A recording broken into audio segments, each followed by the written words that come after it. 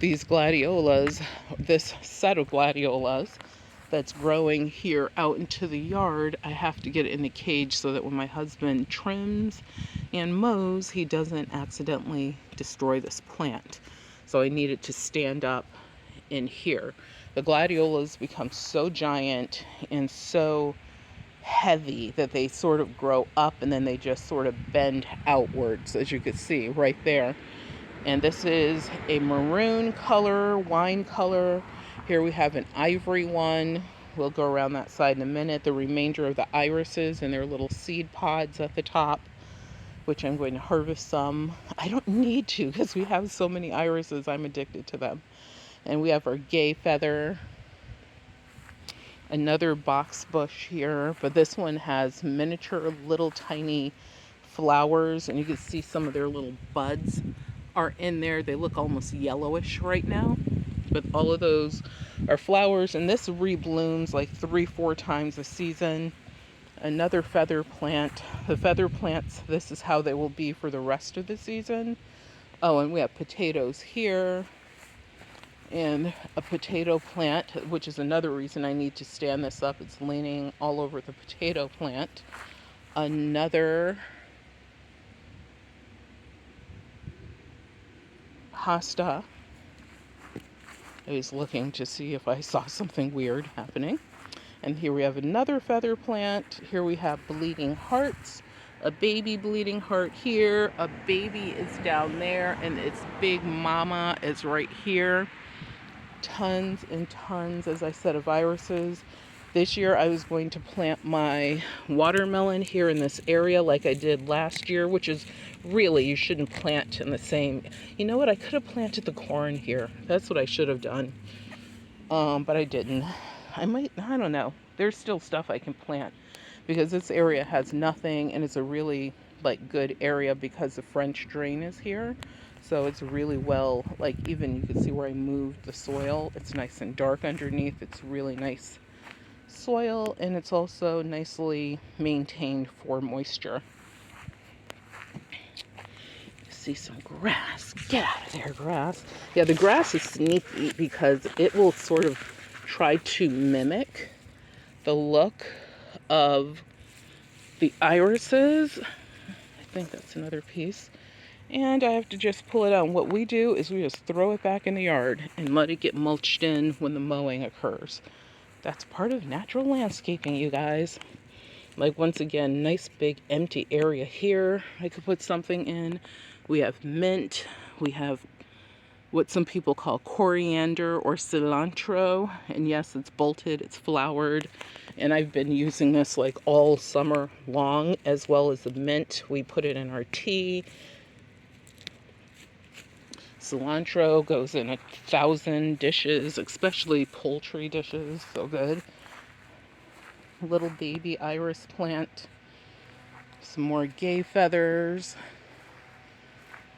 Obviously, a lot more hosta. And something to know about hostas is when they're young and they're little tiny, they're little tubers, and they're probably no more than, I would say, 3-4 inches tall, you can actually eat the plant at that point. When it becomes giant leaves like this, not edible. But when they're young and they're just, starting to grow for the season, we actually use it in our salads.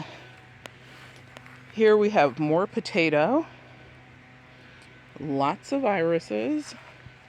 We have one of the blueberry patches. A big patch of blueberries. There's still some blueberries on some of the branches, but they pretty much have had their season. And we've been consuming these every day, practically up until maybe a few days ago, because like I said, they are at the end of their season. Another miniature rose bush, miniature roses bush. You could tell this is not a miniature bush. It's pretty big and very active with pollinators. Stepping stone that my sister-in-law, my husband's sister, and her husband gave us many years ago for Christmas as a hostess gift, which is really nice since we host the Christmas holiday. Back then anyway, we used to host it, and we're going to start hosting it again this season. It's always nice when people remember to bring a hostess gift, because that's a lot of work. Making a giant meal for like 3 days for a bunch of people. Here is another gladiola, and you can see how it's leaning way over that way instead of standing this way. So this one, I don't know if I'm going to put a cage around it. It's leaning on this butterfly bush, but the butterfly bush will, not butterfly, bleeding heart bush, but the bleeding heart bush is, it's not done for the season, but for producing flowers it is. And then here we have another feather plant. We have this maroon bush here, which we bought from a garden center like maybe 15 years ago. And it has the prettiest little like pinky white flowers that grow on it. Again, giant prolific amount of hosta action going on over here with those flowers looking absolutely stunning. And I did not put anything in the planters that are on the deck this season because we had work guys going in and out and just too many things going on. We had to have the facade repaired here on the front of the porch.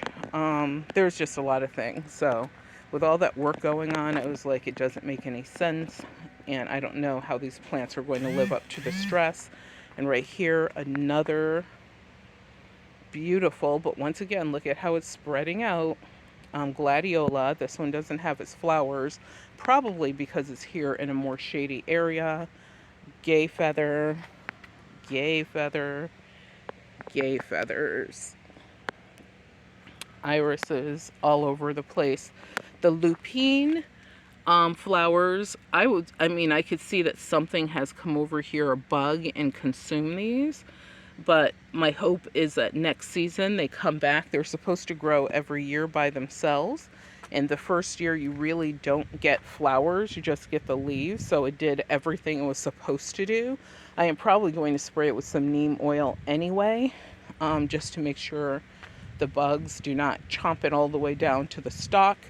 A ridiculous number of irises over here. And one of the things I did, which is really cool at night, I don't know if I would come out here and film it, but maybe, is I have these white bulbous lights that move in the wind that are placed in various areas behind these plants. And it just looks so magical, especially when they're moving and it's windy. We have a sunflower that's growing here. It's part of my experimentation phase. My husband loves it, but he said he won't really love it when it becomes really gigantic, but it has a really strong and sturdy stalk. It's moving in the wind exactly the way it should be. So that is really exciting. Here's a piece of grass trying to mimic a lily piece of grass. And then we have more gay feathers here. So pretty. And we did have a gay feather here, which is still there. It's small, it's tiny, right there. And right here we had another gladiola, but something got at it. But we do have this one. And what I did with the gladiola bulbs is I did twin them up. So I planted 2 in every area just in case one didn't take off. The other hopefully would. And apparently that was a good plan, because guess what? We have gladiolas. In some cases, some took off and some did not take off, as I estimated that might happen. And I can get that grass.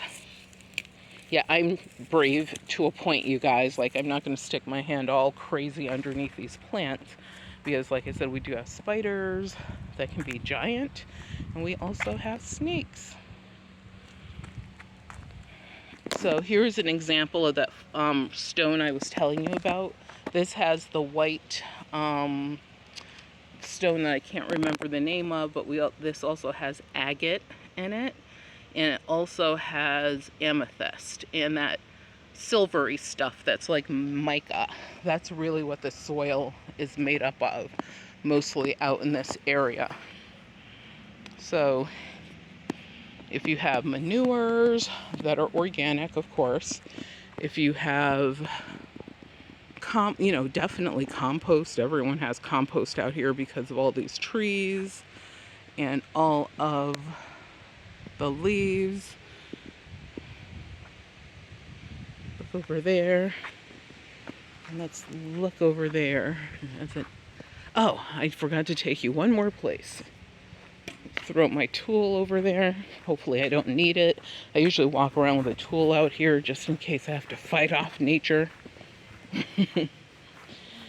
My husband's like, you do so well out there, because I know once I see something that's too crazy, I'm done. But here's the roost. Here's the deck that we sort of changed up completely. We do have solar lights that go all the way around the entire deck. The umbrella isn't out today. It should be, because it's supposed to be really nice for the next several days. You always have to be cautious when lifting this umbrella, because stuff could be living underneath there. We had a giant orb spider under here at one point, and yeah, I couldn't deal. What is that? That's a stick. Okay, I think I'm safe. So I'm gonna put this up. Come on, catch. I should have had old Hubs do this before he left.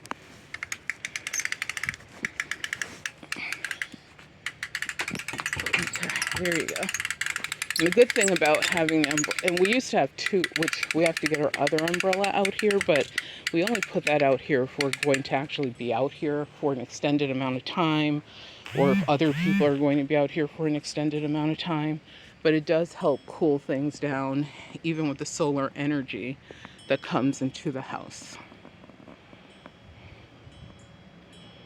Chiming. So I think that what I'll do is let you guys go now, and I will do a separate video on the roost so that you guys can see what that looks like. This is what it looks like from up above. And this is a platform that it sits on. Oh, let's see. Fun days.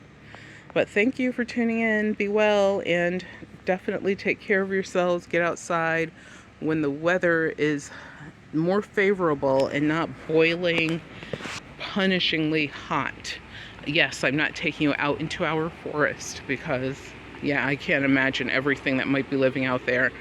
But be well, take care, enjoy, subscribe, say hi down in the comments. You can at least say hi or leave a smiley face. We'd appreciate it.